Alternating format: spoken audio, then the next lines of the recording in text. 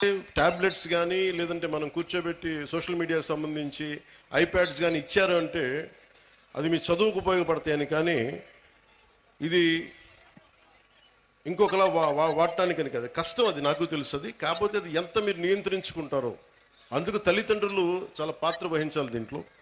మీ బాధ్యత చాలా ఉంటుంది దీంట్లో. అందుకని ఒకేసారి ఇండివిజువల్ టీచర్స్ కంటే కూడా ఇక్కడున్న విద్యార్థుల తల్లిదండ్రులకు కూడా నేను చెప్పేది ఏంటంటే, మీరు ఇక్కడున్న సమస్యల్ని మీరు కలెక్టివ్గా వచ్చే బలం వేరు.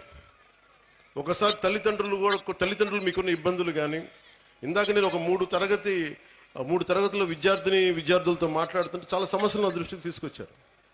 ముఖ్యంగా ఆడపిల్లలు, మేము క్రికెట్ టీం ఉన్నాం, మేము 12 మంది, మాకు టైం ఇవ్వట్లేదు, మాకు ఆడుకోవడానికి సరిపోవట్లేదు, మాకు కెరీర్గా మాకు స్పోర్ట్స్గా మేము అభివృద్ధి చెందాలి క్రికెట్లో అంటే నెట్స్ బాయ్స్కి ఇస్తారు కానీ మాకు అమ్మాయిలకి ఇవ్వట్లేదు అనే దృష్టి ఉంది. ఆ దృష్టికి తీసుకొచ్చారు. అలాగే ఇవన్నీ కూడా మీరు కూర్చొని మాట్లాడితేనే తెలుస్తాయి. ఒక్కోసారి కొంతమంది అధ్యాపకులు మమ్మల్ని కొన్ని సందర్భాల్లో మా పాఠాలు సరిగ్గా చెప్పట్లేదు, కొన్నిసార్లు చేసుకున్నారు, చేతిలో ఏదుంటే దాంతో కొడుతున్నారు. నేను వాళ్ళకి ఏం చెప్పానంటే, మొన్న ఈ మధ్యన రాయచోట్లో కూడా ఒక ఇన్సిడెంట్ జరిగింది.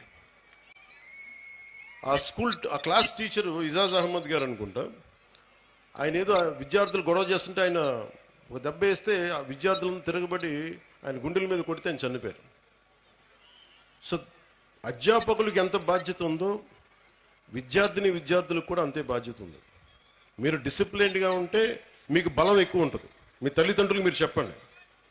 మీ తల్లిదండ్రులు ఒకళ్ళ అధ్యాపకులు కానీ ఎవరైనా సరే, పెద్దలు, స్కూల్ నడిపే పెద్దలు ఎవరైనా తప్పు చేస్తే మీరు దృష్టికి తీసుకొస్తే ఖచ్చితంగా దాన్ని సరిదిద్దుకుంటారు. దానికంటే ముందుగా మీరు కూడా చాలా బాధ్యతగా ఉండాల్సిన అవసరం ఉంది. అలాగే మనం చదువు అనేది ఆబ్జెక్టివ్ ఆఫ్ ఎనీ ఎడ్యుకేషన్. ఉద్యోగాలు సంపాదించడానికి, ఆర్థిక స్తోమత పెంచుకోవడానికే కాదు, జ్ఞానం పెంపొందించుకోవడానికి కూడా. ఇది నాకు ఇష్టమైన నాని పాల్కేవాలా గారు చెప్పింది. ఇండియాని తిరిగి రీడిఫైన్ చేయాలి 21st సెంచరీకి అని చెప్పి 1985లో ఆయన మాట్లాడింది. ఒక 7 అంశాల మీద మాట్లాడారు. 1 national identity, 2 law and order, 3 family, 4 education, 5 constitutional integrity, 6 socialism, 7 socially responsible business అని.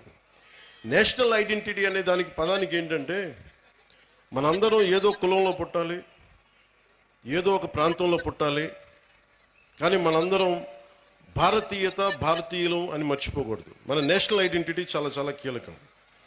అలాగే లా అండ్ ఆర్డర్కి మనం సహకరించాలి.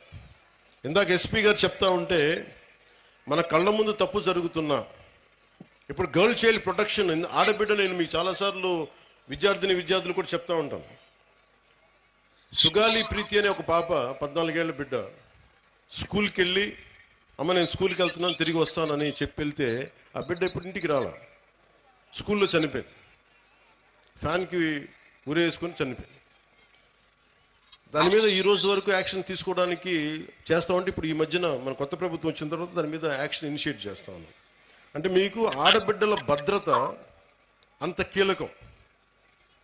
అందుకని మాధవిరెడ్డి గారు చెప్పినట్టుగా ఇలాంటి సమస్యలు ఏదైనా ఉంటే ప్రతి స్కూల్లో కెమెరాస్ ఉండాలి. అలాంటి ప్రతిపాదన గౌరవ ముఖ్యమంత్రి గారు కూడా ఆలోచిస్తూ ఉన్నారు. అందుకని దాన్ని ఆడబిడ్డల భద్రత కోసమే కాకుండా ఎలాంటి సమస్యలు ఉన్నా కానీ ఉత్పన్నం కాకుండా ముందుగానే పట్టుకోవడానికి కెమెరాస్ ఉండాలి. సో దాన్ని కూడా మేము దృష్టిలో పెట్టుకుంటా ఉన్నాం. అలాగే ఫ్యామిలీకి